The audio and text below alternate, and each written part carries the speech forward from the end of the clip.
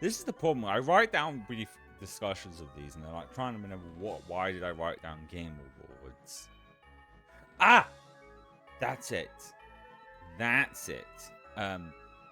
So last week we talked about like how the golden joystick awards had their nominations for game of the year, and I have a weird like this like very conspiracy theory thing. I doubt it's the. I'm trying to find the list what it was because I don't remember. Yeah, it was Donkey Kong Bonanza, Monster Hunter Wilds, Ghost of Yote, Death Stranding 2, Sonic Crossworlds, and Mario Kart, which is the most oddest ones. So far, since Sonic Crossworlds has been, I still don't see anyone saying that's their game of the year. Same with Mario Kart World, and the other ones, some people have seen. Like like I said before, if those ones were the ones, the last two was like either, Silk Song and Expedition 33. I wouldn't have a problem with that. So it was like I was so confused.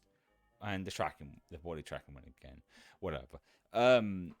Why that was the case, and I had a conspiracy theory because it extends to last year's Game Awards. Usually, when a game that I want to win doesn't win, another game wins. I was like, oh yeah, that makes sense to win. Like when Elden Ring won back in 2022, even though I didn't play it, it wasn't my game of the year. I'm kind of trying to remember what mine was. I think it was God of War Ragnarok.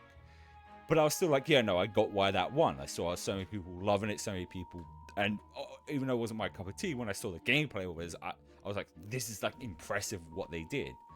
But Astrobot, no shade on Astrobot, is just a generic platform, and I was so confused why that won. And seeing the Joystick Game Awards, the Game of the Year list, and if it happens with Game Awards, this is my conspiracy theory. I think AAA spaces are afraid of indie games. They're worried that they actually have to try for once instead of shitting out the same stuff over and over again. Remakes, remasters, barely do anything different with their games, just making another prettier version of the last one. And they're buying their way through on these award shows, or making sure that indie games don't win. But they realize if they're nominated, even if they don't win, people who don't follow every game, they're going to go, oh, these were nominated, I should try these out. And they're going to realize they're probably better than most AAA games. And this is where my conspiracy theory comes in.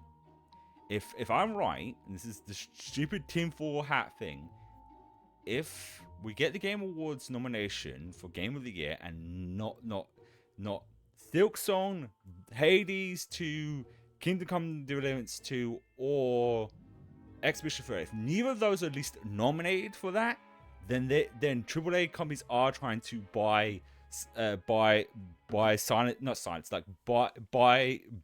out the awards so that no indie game pay them off.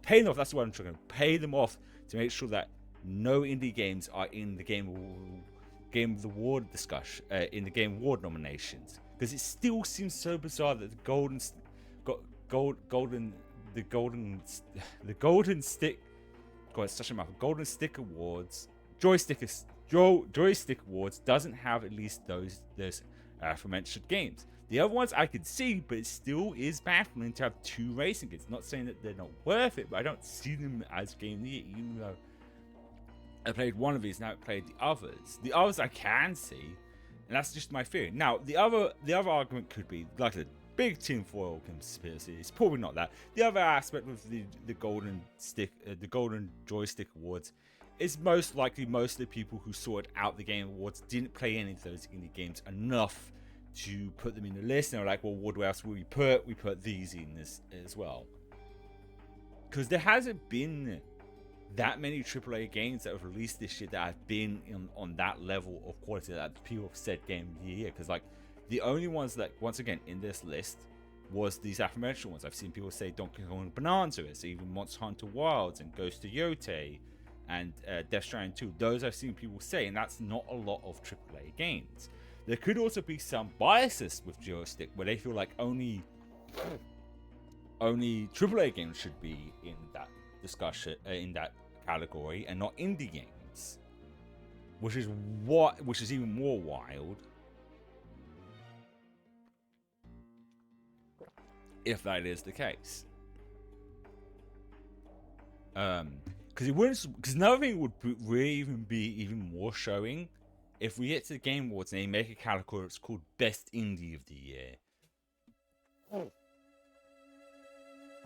But like I said, I'm probably wrong. It probably is just like they did it's very tinfoil conspiracy because AAA has been pretty much scared of it, the huge success of indie games. So it wouldn't surprise me if they tried to like bribe off the award shows to make sure that no indie game ends up being in the Game of the Year discussion, not discussion, nomination. Well, I said we'll see what happens with the Game Awards.